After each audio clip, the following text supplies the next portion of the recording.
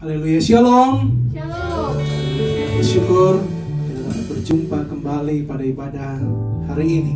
Saya percaya dimanapun Bapak Ibu Saudara berada, tetap mengalami sukacita yang dari Tuhan Yesus. Mari Bapak Saudara, kita akan memuji Tuhan, kita akan menyembah Tuhan. Karena ketika kita datang sama Dia dengan merendahkan hati, Roh Tuhan akan bekerja dalam hidup kita semakin dahsyat lagi dan semakin dahsyat lagi. Terima kasih Tuhan Yesus. Saat indah berhadapan denganmu Tuhan Yesus.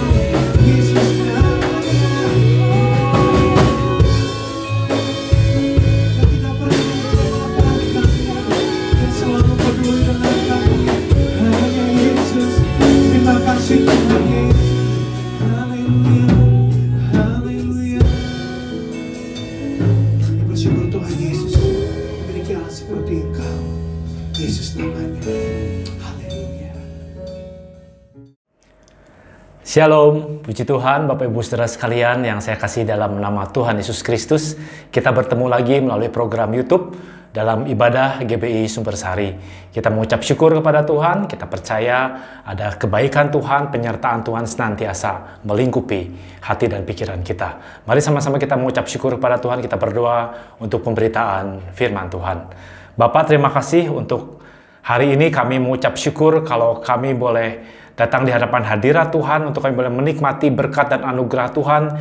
Kami percaya bahwa Tuhan yang akan terus menjamah kehidupan kami, khususnya firman Tuhan pada hari ini, yang akan menguatkan kami, memberi kepada kami terus kekuatan yang baru, untuk kami boleh semakin percaya ada janji Tuhan yang ajaib dan luar biasa di dalam kehidupan kami. Beri kepada kami kekuatan untuk kami boleh menjadi orang-orang yang senantiasa mendengarkan kebenaran firman Tuhan. Dan firman Tuhan itu boleh menjadi rema dalam hidup kami. Dan firman itu boleh menguatkan kehidupan kami, menolong kami, memampukan kami untuk kami berjalan terus sesuai dengan janji Tuhan di dalam kehidupan ini. Kiranya Tuhan juga yang menjamah hamba-Mu, apa yang disampaikannya semuanya berasal dari Tuhan saja. Karena kami percaya semua yang berasal dari Tuhan akan menjadi berkat di dalam kehidupan kami. Bapak, terima kasih untuk hari ini. Hanya di dalam nama Tuhan Yesus kami sudah berdoa. Amin. Puji Tuhan. Nah, Bapak Ibu Saudara sekalian, firman Tuhan pada hari ini akan saya beri judul Gereja yang Mengalami Janji Tuhan. Mari sama-sama kita akan membaca firman Tuhan dari Yosua 14 ayat yang ke-6 sampai dengan ayat yang ke-15. Dengan judul Kaleb mendapat Hebron. Bani Yehuda datang menghadap Yosua di Gilgal. Pada waktu itu berkatalah Kaleb bin Yefun, orang Kenas itu, kepadanya, engkau tahu firman yang diucapkan Tuhan kepada Musa, abdi Allah itu, tentang aku dan tentang engkau di Kades Barnea. Aku berumur 40 tahun ketika aku disuruh Musa, hamba Tuhan itu, dari Kades Barnea untuk mengintai negeri ini. Dan aku pulang membawa kabar kepadanya yang sejujur-jujurnya. Sedangkan saudara-saudaraku yang bersama-sama pergi ke sana dengan aku membuat tawar hati bangsa itu. Aku tetap mengikuti Tuhan, Allahku, dengan sepenuh hati. Pada waktu itu Musa bersumpah, katanya, sesungguhnya tanah yang diinjak oleh kakimu itu akan menjadi milik pusakamu dan anak-anakmu sampai selama-lamanya. Sebab engkau tetap mengikuti Tuhan, Allahku, dengan sepenuh hati. Jadi sekarang, sesungguhnya Tuhan telah memelihara hidupku seperti yang dijanjikannya. Kini, sudah 45 tahun lamanya sejak diucapkan Tuhan firman itu kepada Musa, dan selama itu orang Israel mengembara di padang gurun. Jadi sekarang, telah berumur 85 tahun aku hari ini. Pada waktu itu, aku masih sama kuat seperti pada waktu aku disuruh Musa. Seperti kekuatanku pada waktu itu, demikianlah kekuatanku sekarang untuk berperang dan untuk keluar masuk. Oleh karena itu, berikanlah kepadaku pegunungan yang dijanjikan Tuhan pada waktu itu, sebab engkau sendiri mendengar pada waktu itu, bahwa di sana ada orang enak dengan kota-kota yang besar dan berkubu. Mungkin Tuhan menyertai aku, sehingga aku menghalau mereka, seperti yang difirmankan Tuhan. Lalu Yosua memberkati Kaleb bin Yefun, dan memberikannya Hebron kepadanya, menjadi milik pusakanya. Itulah sebabnya Hebron menjadi milik pusaka Kaleb bin Yefun, orang Kenas itu sampai sekarang ini, karena ia tetap mengikuti Tuhan Allah Israel dengan sepenuh hati. Nama Hebron dahulu Kiryat Arba. Arba ialah orang yang paling besar di antara orang enak, dan amanlah negeri itu berhenti berperang. Nah, saudara sekalian, apa hubungannya gereja dengan firman Tuhan yang akan kita baca? Karena judul yang saya berikan pada hari ini adalah Gereja yang Mengalami Janji Tuhan. Sebagaimana kita ketahui, Israel keluar dari perbudakan Mesir dan kemudian mereka masuk ke tanah Kanaan, ke tanah perjanjian. Dari kegelapan menuju terang Tuhan. Demikian juga kita semua, saudara sekalian, kita ini adalah eklesia. Eklesia itu artinya, itu bahasa dari kata artinya keluar, kemudian klesia itu dari kata kaleo atau memanggil. Artinya, eklesia itu adalah kumpulan orang-orang yang dipanggil keluar dari dunia atau dari kegelapan. Sebagaimana orang Israel, mereka keluar dari perbudakan, masuk ke tanah Kanaan, ke tanah perjanjian. Demikian juga kita. Kita adalah Israel rohani. Kita adalah orang-orang yang keluar dari kegelapan menuju terangnya yang ajaib. Kita orang-orang yang harusnya dimurkai oleh Allah, sekarang menjadi orang-orang yang diberkati oleh Allah. Kita menjadi orang-orang yang percaya kepada Tuhan. Oleh karena itu, kita adalah gereja Tuhan, gereja yang akan mengalami janji Tuhan di dalam kehidupan ini. Ada 4 hal yang akan saya bahas pada hari ini, bagaimana gereja bisa mengalami janji Tuhan. Yang pertama, gereja yang selalu pegang janji Tuhan. Di dalam Yosua 14 ayat 6 berbunyi demikian. Bani Yehuda datang menghadap Yosua di Gilgal. Pada waktu itu berkatalah Kaleb bin Yefun, orang Kenas itu kepadanya, engkau tahu firman yang diucapkan Tuhan kepada Musa, abdi Allah itu, tentang aku dan tentang engkau di Kades Barnea. Ketika Kaleb datang kepada Yosua dan beserta dengan Bani Yehuda, dan mereka mencoba mengatakan bahwa pada saat dahulu mereka pegang janji Tuhan, dan mereka sampai sekarang masih tetap pegang janji Tuhan itu. Jadi saudara sekalian, gereja seharusnya memang pemegang janji Allah. Kaleb datang kepada Yosua dan mengatakan dia tetap memegang janji Tuhan, padahal waktunya pada saat itu sudah 45 tahun yang lalu, saudara sekalian. Tetapi Kaleb tetap percaya akan janji Tuhan. Saudara, pada saat itu 45 tahun yang lalu terjadi satu peristiwa yang sangat luar biasa di Kades Barnea, saudara. Kades Barnea adalah sebuah padang gurun di mana Musa mengutus 12 orang pengintai untuk pergi ke tanah Kanaan untuk mengintai keadaan di Kanaan. Apakah di sana keadaannya baik, bagaimana hasil tanah di sana dan sebagainya, bagaimana orang-orang di sana dan sebagainya. Tapi kemudian ketika mereka pulang, 12 orang ini, mereka sama-sama melihat apa yang mereka lihat dengan mata mereka. Tetapi Yosua dan Kaleb, mereka berkata perkataan yang sejujurnya, bahwa mereka akan terus pegang janji Tuhan, mereka akan memenangkan peperangan. Tetapi yang 10, mereka semua takut. Bahkan ketika mereka melihat orang enak, orang yang tinggi besar, mereka merasa seperti belalang. Itulah yang terjadi sehingga akhirnya yang 10 orang ini menghasut seluruh bangsa Israel pada waktu itu untuk mereka memberontak kepada Allah. Tetapi Yosua dan Kaleb, mereka tetap pegang janji Tuhan. Sehingga mereka tetap hidup selama 45 tahun kemudian dan mereka mempersiapkan diri untuk masuk ke tanah Kanaan. Pada saat Kaleb datang kepada Yosua 45 tahun setelah kejadian itu, saudara, itu Hebron itu belum direbut. Orang enak belum dikalahkan, saudara. Tetapi Kaleb tetap pegang janji Tuhan bahwa Hebron adalah milik dia sesuai dengan janji Tuhan yang Tuhan berikan di dalam kehidupannya. Ratapan 3 ayat 25 berbunyi demikian, Tuhan adalah baik bagi orang yang berharap kepadanya, bagi jiwa yang mencari dia. Wah, ini kalimat sangat luar biasa. Tuhan itu akan memberkati kehidupan kita, memberkati orang-orang yang berharap kepada Tuhan, bagi orang-orang yang mencari dia. Bukankah ada satu lagu yang simple yang sudah lama dinyanyikan berbunyi demikian? Orang yang berharap Tuhan dibaharui kuatnya, terbang dengan sayap Raja Wali, berlari tiada penat, berjalan tiada lelah, ajarku harap kau Tuhan. Orang yang berharap kepada Tuhan, dia akan terus diperbaharui kekuatannya. Oleh karena itu, saudara sekalian, mari terus berharap kepada Tuhan. Terus percaya, walaupun saudara belum melihatnya, walaupun saudara belum mengalaminya, tetap percaya ada janji Tuhan yang ajaib. Tetap percaya ada kuasa Tuhan yang ajaib. Kita menjadi orang-orang yang semakin percaya akan janji Tuhan di dalam kehidupan ini.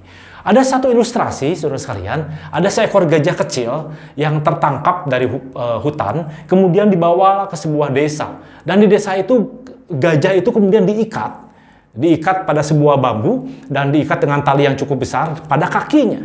Karena gajah ini masih kecil, dia selalu berusaha untuk melepaskan talinya, saudara sekalian, dari kakinya itu. Tapi karena dia memang masih kecil, dia tidak bisa melepaskannya.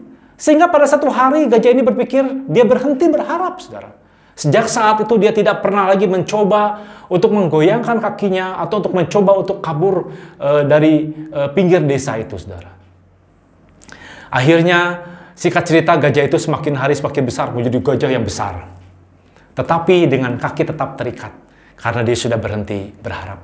Nah, pada suatu waktu, terjadilah sesuatu di hutan sehingga gajah-gajah yang ada di hutan kemudian mereka masuk ke desa itu. Dan kemudian kumpulan gajah ini heran melihat gajah yang terikat dengan bambu itu, saudara.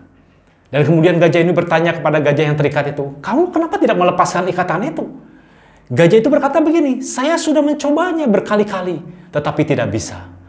Akhirnya kumpulan gajah itu berkata kepada gajah yang terikat itu, "Coba sekarang dicoba." Akhirnya ketika dicoba, dilepaskan kakinya, saudara. Dengan sangat mudah tali itu putus. Kenapa? Karena gajah itu sudah menjadi gajah yang besar. Seringkali, Bapak Ibu Saudara sekalian, ada intimidasi, ada ikatan-ikatan yang membelenggu kehidupan kita. Sehingga kita ini menjadi orang-orang yang tidak bisa berharap kepada Tuhan. Kita merasa bahwa pertolongan itu tidak datang dari Tuhan. Kita seperti membentur tembok. Kita seperti orang-orang yang tidak punya pengharapan apa-apa lagi dalam kehidupan ini. Kita menjadi orang yang kalah. Dan kita selalu berpikir selama-lamanya kita tidak mampu. Kita tidak bisa. Padahal saudara sekalian, kalau kita percaya akan dan terus pegang janji Tuhan, maka kita akan menjadi orang-orang yang luar biasa. Kita akan menjadi orang-orang yang dipakai Tuhan dengan luar biasa. Oleh karena itu saudara, ayo mari kita menjadi orang yang percaya dan terus berharap hanya kepada Tuhan. Yusuf dalam Kejadian 5 ayat 20 berbunyi demikian. "Memang kamu telah mereka-rekakan yang jahat terhadap aku." Ini adalah perkataan Yusuf kepada kakak-kakaknya pada waktu itu. Ketika mereka sudah terpisah begitu lama dan mereka tidak menyangka kalau Yusuf itu sudah menjadi seorang orang nomor 2 di Mesir pada saat itu. Saya ulang saudara sekalian. "Memang kamu telah mereka-rekakan yang jahat terhadap aku, tetapi Allah telah mereka-rekakannya untuk kebaikan, dengan maksud melakukan seperti yang terjadi sekarang ini, yakni memelihara hidup suatu bangsa yang besar." Jadi singkat cerita saudara sekalian, Yusuf itu mereka dibuang ke Mesir, dan di Mesir Yusuf juga mengalami persoalan yang sangat banyak, mulai pada saat dia masih kecil di rumah Potifar, kemudian di penjara. Ada banyak persoalan yang sangat besar dalam kehidupannya yang dimulai dari rumahnya. Ketika kakak-kakaknya pada saat itu tidak menerima, ketika Yusuf menerima mimpi bahwa dia akan menjadi orang yang besar pada saat itu sesuai dengan mimpi itu. Tetapi kemudian Yusuf berkata kepada kakak-kakaknya yang sudah lama tidak bertemu, bahwa dia katakan bahwa Allah mereka-rekakan yang baik. Mereka, para kakak-kakaknya mungkin mencoba mengatur segala sesuatunya menjadi buruk. Tetapi Allahnya Yusuf, Allahnya kita saudara sekalian, itu akan selalu mereka-rekakan yang baik. Kelihatannya dengan mata jasmani kita mungkin sepertinya sedang ada hal yang buruk terjadi. Tapi percayalah bahwa rencana Tuhan, rancangan Allah tidak pernah gagal dalam kehidupan kita. Dia adalah Allah yang selalu memelihara kehidupan kita. Dia Allah yang selalu memegang janjinya di dalam kehidupan ini. Yang kedua, gereja yang memelihara hati dalam kesetiaan. Gereja yang akan mengalami janji Tuhan adalah gereja yang selalu memelihara hatinya di dalam kesetiaan. Di dalam Yosua 14 ayat yang ke-7 berbunyi demikian. "Aku berumur 40 tahun ketika aku disuruh Musa, hamba Tuhan itu dari Kades Barnea, untuk mengintai negeri ini. Dan aku pulang membawa kabar kepadanya yang sejujur-jujurnya." Ayat 8, "Sedang saudara-saudaraku yang bersama-sama pergi ke sana dengan aku, membuat tawar hati bangsa itu. Aku tetap mengikuti Tuhan, Allahku, dengan sepenuh hati." Allah selalu setia akan janjinya, saudara sekalian. Hanya biasanya kita yang kurang beriman kepada Tuhan. Allah selalu menepati janjinya. Seringkali kita tidak sabar, seringkali kita ragu-ragu bahwa Tuhan adalah Allah yang akan menepati janjinya di dalam kehidupan ini. Mari kita memulai dengan iman kita. Jangan memulai dengan iman, tapi kemudian mengakhirinya di dalam daging. Saudara, ibaratnya seperti ini. Pada satu waktu saudara ingin mengirimkan pos atau surat ke kantor pos, kemudian saudara memasukkan surat itu ke dalam bis surat. Tapi kemudian ketika saudara setelah masukkan ke dalam bis surat, saudara ragu-ragu. Apakah nanti petugas pos akan mengambilnya atau tidak? Sehingga semenjak saudara memasukkan surat itu ke dalam bis surat itu, saudara memperhatikannya, saudara menunggu sampai kemudian ada petugas yang mengambilnya. Ketika petugas mengambilnya, saudara berkata kepada petugas pos itu, "Pak Pos, apakah surat ini akan sampai kepada tujuannya?" Pasti petugas pos itu akan bilang, "Ya, pasti akan sampai karena ada alamatnya." Tapi kemudian saudara sekalian, saudara masih ragu-ragu. Kemudian saudara datanglah ke kantor pos dan saudara bertanya kepada petugas yang ada di kantor pos itu. Pak Pos, apakah surat yang sudah saya kirimkan melalui bis surat itu akan sampai kepada tujuannya? Pasti petugas pos itu akan bilang akan sampai karena ada alamatnya. Tapi kemudian saudara merasa tidak yakin dan saudara mulai mencari kantor pos di kota tujuan di mana alamat tujuan saudara akan dilayangkan surat itu. Maka kemudian saudara menelpon ke kantor pos itu. Kira-kira saudara sekalian, petugas pos itu akan senang atau akan marah ketika saudara bertanya terus seperti itu? Saya percaya pasti petugas pos itu merasa tidak akan senang mendengarkan saudara tidak percaya bahwa surat itu pasti akan sampai ke tempatnya dan tepat pada waktunya. Seringkali di dalam kehidupan ini kita seperti orang yang tidak percaya kepada kantor pos seperti itu, saudara sekalian. Kita merasa bahwa apakah Tuhan akan memberkati kita? Apakah Tuhan akan menjawab doa kita? Apakah Tuhan akan menyelesaikan setiap persoalan yang sedang kita hadapi? Ibrani 11 ayat yang pertama jelas sekali mengatakan demikian. Iman adalah dasar dari segala sesuatu yang kita harapkan dan bukti dari segala sesuatu yang tidak kita lihat. Saudara sekalian, mari kita pelihara hidup kita di dalam sebuah kesetiaan di dalam Tuhan. Sama seperti Kaleb sampaikan di dalam ayat yang ke-7 dan ayat ke-8 tadi. Bahwa Kaleb itu tetap mengikuti Tuhan. Dia tidak tawar hati. Dia tetap mengikuti Tuhan. Dia tetap percaya sepenuh hati kepada Tuhan. Iman adalah dasar dari segala sesuatu yang kita harapkan. Kalau kita percaya kepada Tuhan, maka kita akan terus berharap kepada Tuhan. Kita harus setia, terus berharap kepada Tuhan saja. Dan iman juga adalah bukti dari segala sesuatu yang tidak kita lihat.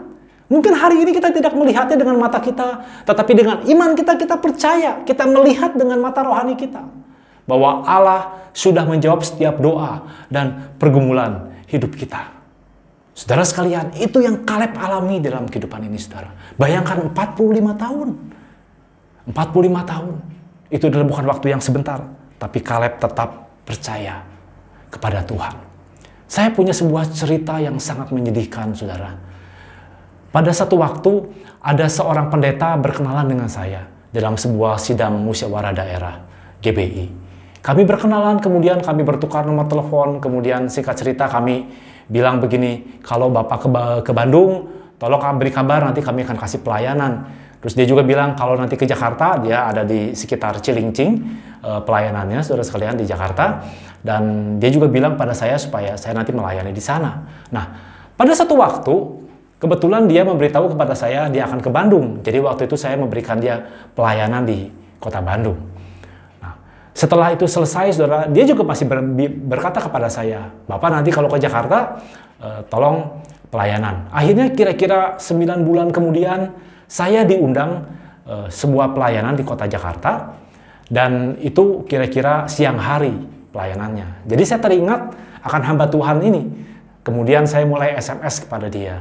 Pak, saya bilang, saya bisa pelayanan pagi di tempat Bapak terlebih dahulu, kemudian nanti siang saya ada pelayanan di tempat lain di Jakarta.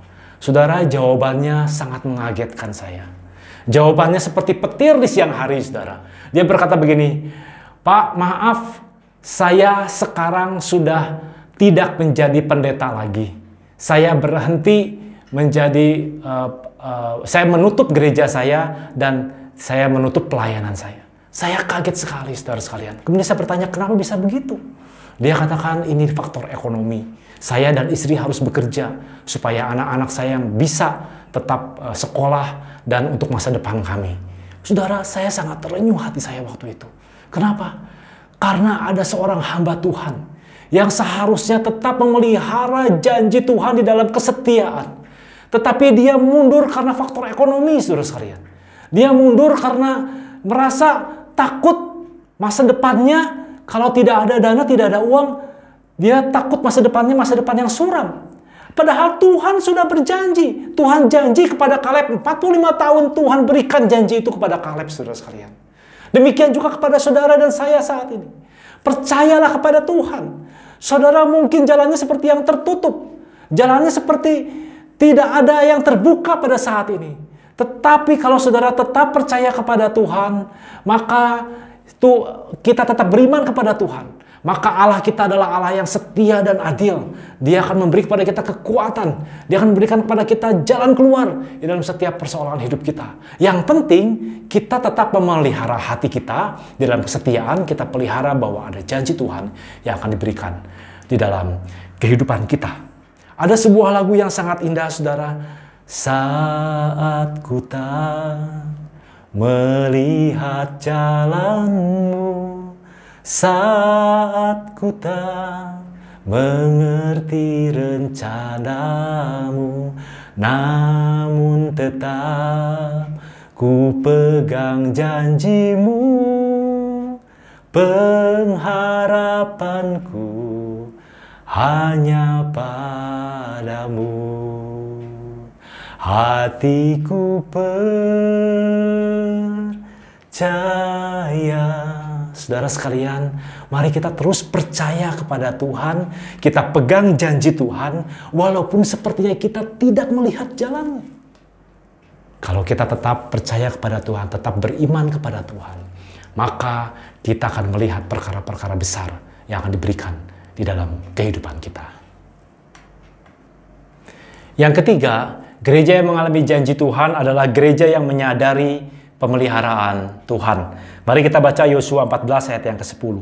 Jadi sekarang sesungguhnya Tuhan telah memelihara hidupku seperti yang dijanjikannya. Kini sudah 45 tahun lamanya sejak diucapkan Tuhan firman itu kepada Musa. Dan selama itu orang Israel mengembara di padang gurun. Jadi sekarang telah berumur 85 tahun aku hari ini. Kaleb adalah orang yang sungguh-sungguh memegang atau percaya pemeliharaan Tuhan di dalam kehidupannya. 45 tahun dia ada di padang gurun, tetapi dia terus percaya akan janji Tuhan. Dia percaya akan pemeliharaan Tuhan. Walaupun tanah Kanaan waktu itu belum direbutnya, saudara sekalian. Tetapi Kaleb tetap percaya akan pemeliharaan Tuhan. Kenyataan hidup seringkali membuat kita tidak bisa bersyukur kepada Tuhan. Kita tidak percaya akan pemeliharaan Tuhan. Kepahitan hidup, persoalan sedang kita hadapi, hal-hal yang buruk terjadi dalam kehidupan kita seringkali membuat kita tidak percaya akan pemeliharaan Tuhan. Padahal Allah selalu memelihara kehidupan kita. Allah selalu memberikan yang terbaik dalam kehidupan kita, saudara sekalian. Hanya mungkin waktunya belum tepat pada saat itu saudara menerima janji Tuhan. Tetapi saudara pasti akan menerima janji Tuhan dan tetap setia akan pemeliharaan Tuhan. Dalam kehidupan ini saudara, kita perlu belajar dari Kaleb. Mungkin kita punya masalah yang belum terselesaikan. Tetapi jangan fokus hanya kepada masalah tersebut.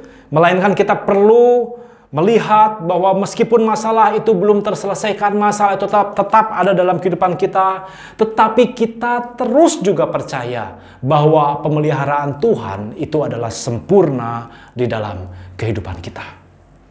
Izinkan Allah yang memimpin setiap langkah hidup kita.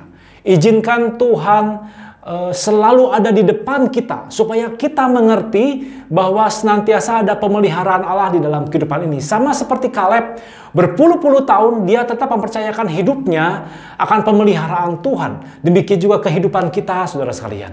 Mari kita percayakan hidup kita hanya kepada Tuhan untuk menerima janji Tuhan. Gereja yang menerima janji Tuhan adalah gereja yang selalu setia di dalam pemeliharaan Tuhan. Selalu percaya bahwa Allah sanggup menolong kita. Selalu percaya bahwa kuasa Tuhan selalu menjamah kehidupan kita.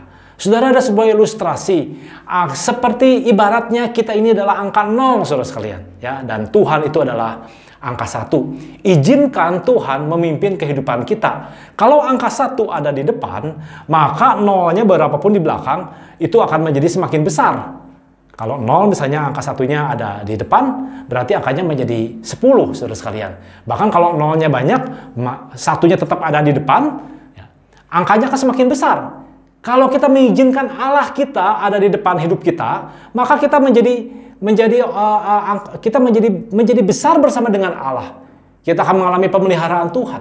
Bahkan kalau seisi keluarga kita sertakan di dalam pengiringan akan Tuhan, Tuhan tetap ada di depan kita, maka kita akan semakin hari semakin melihat janji-janji Tuhan yang ajaib dan luar biasa, pemeliharaan Tuhan yang luar biasa. Sebaliknya, kalau satunya ada di belakang, maka menjadi 0,1. Semakin nolnya semakin banyak, saudara, angkanya akan semakin kecil. Kalau Allah ada di belakang kita, saudara, maka kita ini pasti akan menjadi semakin kecil. Artinya kita pasti mengalami persoalan-persoalan, masalah-masalah yang semakin menghimpit kehidupan kita. Oleh karena itu, saudara sekalian, izinkan Allah ada di depan kita. Izinkan Dia senantiasa memelihara kehidupan kita sehari lepas sehari. Dan yang keempat, yang terakhir adalah gereja yang bersemangat. Gereja yang akan mengalami janji Tuhan adalah gereja yang selalu bersemangat. Mari kita lihat dalam ayat yang ke-11 dan ayat yang ke-12.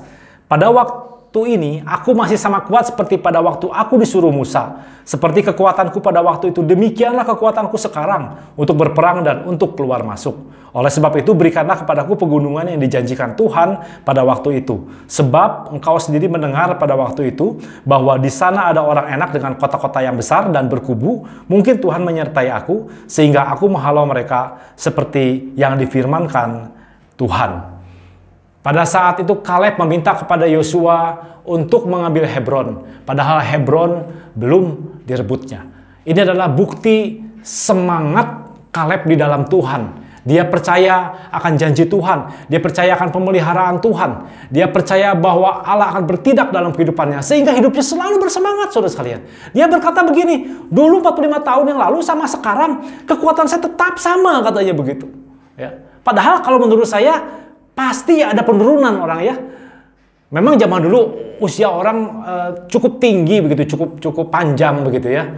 Tetapi tetap saja umur 40 tahun dengan umur 85 tahun menurut saya pasti ada perbedaannya. Tetapi ini adalah bukti dari perkataan orang yang bersemangat. Orang yang bersemangat kenapa? Karena dia percaya akan janji Tuhan. Saya pernah membaca sebuah artikel, ada satu penyakit cacat genetik yang dialami oleh bayi yang bernama familial dysautonomia. Penyakit ini adalah cacat genetik yang melindungi bayi dari rasa sakit fisik apapun juga. Maksudnya begini, si bayi ini walaupun dia sakit, misalnya sakit lambungnya atau dia jatuh berdarah tangannya atau kakinya dan sebagainya, tapi si bayi ini tidak merasakan sakit itu. Dia walaupun sakitnya parah, dia tidak merasakan sakit itu. Cacat genetik yang membuat si bayi ini tidak merasakan sakit apapun walaupun dia sebetulnya sakit begitu. Apakah itu adalah sesuatu hal yang sangat luar biasa? Wah, ini menjadi seperti orang ajaib begitu ya, tidak mengalami rasa sakit apapun juga. Ternyata setelah diperiksa, orang yang memiliki kelainan cacat seperti ini, dia tidak bisa bertahan lebih dari usia 2 tahun, saudara sekalian. Meninggal. Kenapa, saudara? Karena ya itu seperti tadi, karena dia tidak merasakan sakit apapun juga sehingga tidak bisa didiagnosa. Apalagi bayi tidak bisa berbicara. Sehingga mengalami sakit, persoalan, masalah dalam kehidupannya, dia tidak bisa berbicara, dia tidak mengalami sakit. Tetapi penyakit itu akan semakin hari semakin besar karena tidak diobati tentunya. Sehingga akhirnya tidak ada yang bisa bertahan dari penyakit jenis ini. Saudara sekalian, rasa sakit adalah satu kemampuan di dalam kehidupan kita supaya kita ini bisa lebih bersemangat di dalam kehidupan ini. Rasa sakit itu bukan membuat kita ini menjadi tenggelam, menjadi sembunyi. Tapi justru mungkin kita mengalami persoalan rasa sakit dalam kehidupan ini, kita mengalami masalah dalam kehidupan ini. Kalau kita tetap percaya akan janji Tuhan, maka kita akan bersemangat, maka kita akan bangkit lagi. Karena memang saya sering mengatakan bahwa orang yang tidak punya masalah hanya orang yang mati. Orang selama dia hidup pasti dia akan mengalami persoalan. Persoalannya ada yang ringan, ada yang berat sekali saudara sekalian. Tetapi kalau kita tetap percaya persoalan seberat apapun juga, kalau kita percaya akan janji Tuhan, maka kita akan terus hidup bersemangat. Kita akan menjadi orang-orang yang semakin hari menjadi orang-orang yang akan percaya bahwa kita akan mengalami kemenangan bersama dengan Tuhan. Semangat ini adalah sebuah modal, saudara sekalian. Semangat percaya akan Tuhan itu adalah sebuah modal awal kita untuk kita menerima perkara-perkara yang besar dari Tuhan. Meskipun kita melalui pergumulan berat saat ini, kita belum menerima jawaban doa di dalam kehidupan kita seperti yang kita harapkan. Ayo kita jangan putus asa, kita jangan kecewa. Tapi tetap semangat mengiring Tuhan. Tetap melayani di ladang Tuhan. Kita menjadi orang-orang yang terus dipakai oleh Tuhan dengan luar biasa. Orang lain mungkin tidak menghargai kita. Orang lain mungkin menganggap kita remeh. Mungkin kita dikecewakan orang. Orang tidak pernah memuji kita sekalipun juga. Tapi tetap semangat di dalam Tuhan itu harus ada dalam kehidupan kita. Karena itu adalah modal awal di mana kita menerima janji-janji Allah yang luar biasa di dalam kehidupan ini. Bukankah penghargaan datangnya dari Tuhan? Tapi mengapa kita seringkali menjadi orang-orang yang sangat terganggu kalau orang lain tidak memuji kita atau orang lain memberikan kepada kita penilaian yang buruk atau orang lain memberikan kepada kita hal-hal yang negatif, tidak menghargai setiap apa yang kita lakukan di dalam kehidupan ini, dan kita akhirnya menjadi kecewa dan akhirnya semangat kita undur. Tetapi saudara sekalian, yang benar adalah ayo dalam setiap persoalan masalah yang kita hadapi, kita tetap semangat bahwa upah itu datangnya dari Tuhan. Saya akan akhiri dengan sebuah kesaksian lagi saudara sekalian. Ada seorang hamba Tuhan pada abad pertengahan, dia baru pulang cuti pelayanan dari Afrika. Dia pulang ke Inggris. Ketika sampai di pelabuhan, setelah berbulan-bulan naik sebuah kapal, dia melihat ada kerumunan orang banyak sekali di pelabuhan. Dia pikir itu orang menyambut dia, hamba Tuhan ini. Karena dia sudah 10 tahun pelayanan di Afrika dan pelayanannya sudah cukup terkenal di Inggris. Tetapi sesaat sebelum dia berlabuh, ternyata ada sebuah kapal yang berlabuh. Kapal itu adalah keluarga kerajaan yang ada di Inggris. Dan ternyata mereka menyambut keluarga kerajaan yang ada di Inggris itu, saudara sekalian. Bukan menyambut pendeta ini.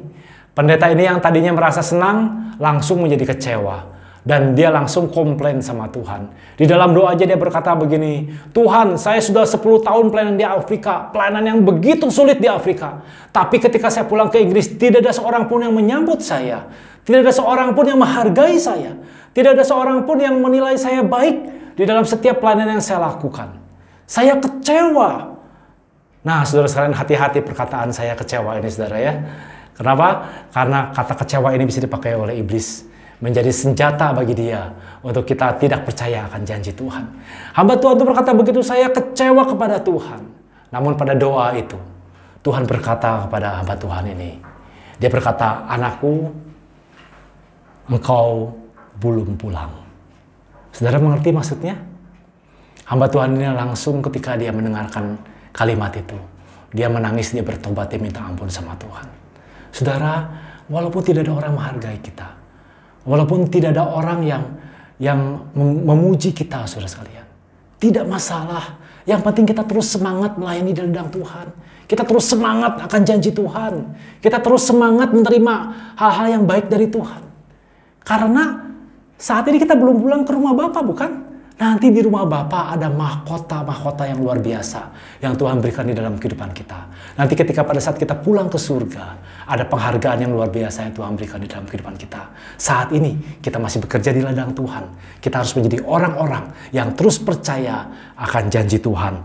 Karena gereja yang mengalami janji Tuhan adalah gereja yang selalu pegang janji Allah. Gereja yang memelihara hati di dalam kesetiaannya. Gereja yang menyadari pemeliharaan Tuhan. Dan gereja yang tetap bersemangat di dalam kehidupan ini. Amin.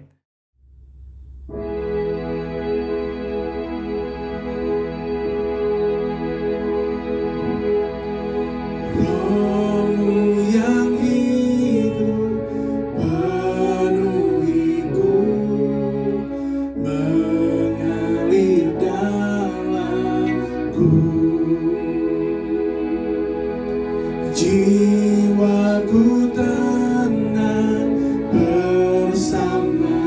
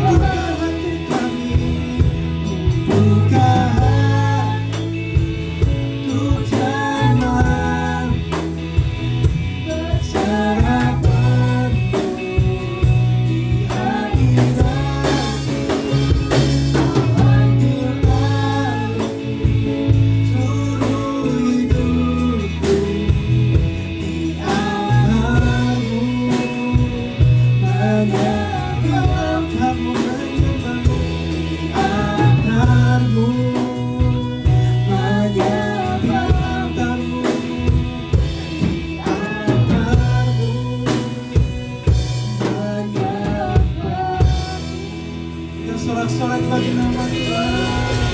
Haleluya. Haleluya. Terima kasih Tuhan Yesus. Terima kasih. Haleluya. Mari sama-sama kita berdoa dan juga mempersiapkan hati dan pikiran kita untuk perjamuan kudus. Bapak, terima kasih untuk hari ini. Kami bersyukur kepada Tuhan, kami boleh belajar bahwa kami adalah gereja Tuhan yang akan mengalami janji Tuhan. Oleh karena itu, ajar kami Tuhan, untuk kami boleh terus percaya akan janji Tuhan dalam kehidupan kami. Kami terus memelihara hati kami Tuhan, untuk kami boleh meyakini bahwa Tuhan yang selalu memegang janjinya di dalam kehidupan kami. Engkau Allah yang setia dalam kehidupan ini, dan beri kepada kami terus kekuatan, semangat hidup kami Tuhan, untuk kami boleh meyakini ada pertolongan Tuhan dan kebaikan Tuhan di dalam kehidupan kami. Kami mengucap syukur Tuhan untuk hari ini. Beri kepada kami terus kekuatan untuk kami boleh menjadi sebuah gereja. Kehidupan kami boleh menjadi gereja-gereja yang mengalami janji Tuhan di dalam kehidupan ini. Bapak, terima kasih. Kiranya Tuhan yang menjamah kami semua, persiapkan kami di dalam perjamuan kudus pada saat ini. Beri kepada kami hati yang boleh Tuhan jamah. Tuhan sucikan saat ini, ampuni segala dosa dan kesalahan kami. Beri kepada kami saat ini kekuatan untuk kami boleh percaya bahwa pengorbananmu di atas kayu salib adalah ya dan amin dalam kehidupan kami ya Tuhan. Pengorbananmu di atas kayu salib adalah pengorbanan yang ajaib yang memberi kepada kami hati yang baru, kekuatan yang baru, damai sejahtera, sukacita Allah yang melimpah-limpah di dalam kehidupan kami. Kami boleh mengalami kehidupan yang baru karena Tuhan mati di atas kayu salib, berkorban bagi kami semua. Oleh karena itu ya Tuhan, beri pada kami kekuatan saat ini untuk kami boleh menerima perjamuan kudus-Mu. Biar kami senantiasa mengingat kematian-Mu di atas kayu salib untuk menebus setiap dosa dan kesalahan kami. Kami berdoa biar kiranya setiap saudara-saudara yang ada di rumah saat ini juga boleh menerima perjamuan kudus dengan hati yang tulus. Disucikan, dijamah oleh Tuhan, kami semua boleh menerima berkat yang datang dari Tuhan saja. Juga jamaah hamba-Mu, apa yang diperbuatnya saat ini, biarlah boleh sungguh-sungguh menyenangkan hati Tuhan. Kami boleh bersama-sama menerima perjamuan kudus ini dengan hati yang boleh dijamah, disucikan oleh Allah saja. Terima kasih Bapa. Kami mengucap syukur hanya di dalam nama Tuhan Yesus. Amin. Baik saudara sekalian, kalau saudara sudah mempersiapkan roti dan anggur di rumah masing-masing, saudara bisa bangkit berdiri dan mempersiapkannya saat ini.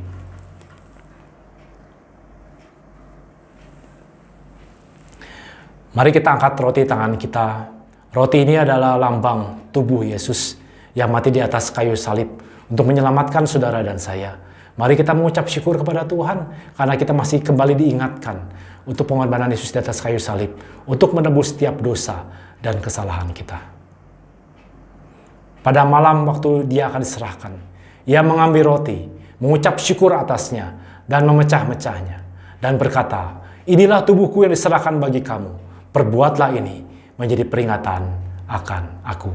Mari kita makan roti ini di dalam nama Tuhan Yesus Kristus. Haleluya.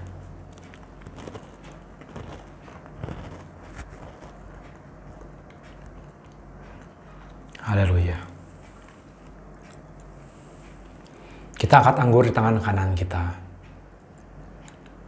Demikian juga Ia mengambil cawan sesudah makan, lalu berkata, "Cawan ini adalah perjanjian baru yang dimeteraikan oleh darahku.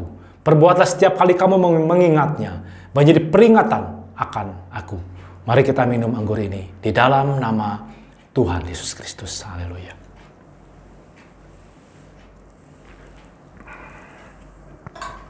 Sebab setiap kali kamu makan roti ini dan minum cawan ini, kamu memberitakan kematian Tuhan sampai Ia datang. Bapa, terima kasih untuk hari ini, untuk firman Tuhan yang memberi kepada kami kekuatan yang baru. Kami akan terus pegang janji Tuhan. Kami ingin menjadi gereja Tuhan yang selalu berkemenangan, yang selalu memegang janji Tuhan di dalam kehidupan kami. Oleh karena itu kami akan terus memelihara hati dan pikiran kami. Kami tetap percaya bahwa Tuhan adalah Allah yang setia Dan biarlah kami juga boleh terus bersemangat di dalam pengiringan kami akan Tuhan. Kami terus pegang janji Tuhan di dalam kehidupan kami. Dan juga kami mengucap syukur kalau kami kembali boleh memperingati perjamuan kudus pada saat ini. Memperingati kematian-Mu di atas kayu salib untuk menebus setiap dosa dan kesalahan kami. Kami bersyukur kepada Tuhan. Dan pakailah hidup kami ya Tuhan untuk menjadi alat yang berguna di tangan Tuhan. Kami percaya kuasa Tuhan terus menjamah hidup kami. Pertolongan Tuhan tidak henti-hentinya dalam kehidupan kami. Oleh karena itu hamba-Mu berdoa bagi setiap orang yang mendengarkan siaran YouTube ini, dimanapun mereka berada, biarlah kuasa Tuhan yang menyertainya. Pertolongan Tuhan terus ada dalam kehidupannya. Kasih setia Tuhan, jamahan Tuhan, pertolongan Tuhan terus ada dan terus memberikan kekuatan yang baru dalam setiap langkah hidupnya. Bapak, terima kasih untuk hari ini. Kami mengucap syukur. Kami percaya kebaikan Tuhan, kemurahan Tuhan, penyertaan Tuhan senantiasa ada dalam setiap langkah hidup kami. Terima kasih Bapak, kami sungguh mengucap syukur. Oleh karena itu saudara sekalian, mari arahkan hatimu kepada Tuhan. Terimalah berkat yang datang daripada Allah saja. Biarlah kiranya damai sejahtera daripada Allah Bapa, kasih dan pengorbanan dari Tuhan Yesus Kristus, penyertaan dan juga pertolongan daripada Roh Kudus menyertai Bapak Ibu saudara sekalian mulai saat ini sampai Maranatha Tuhan Yesus datang yang kedua kali. Yang percaya katakan amin. Puji Tuhan, Tuhan Yesus memberkati.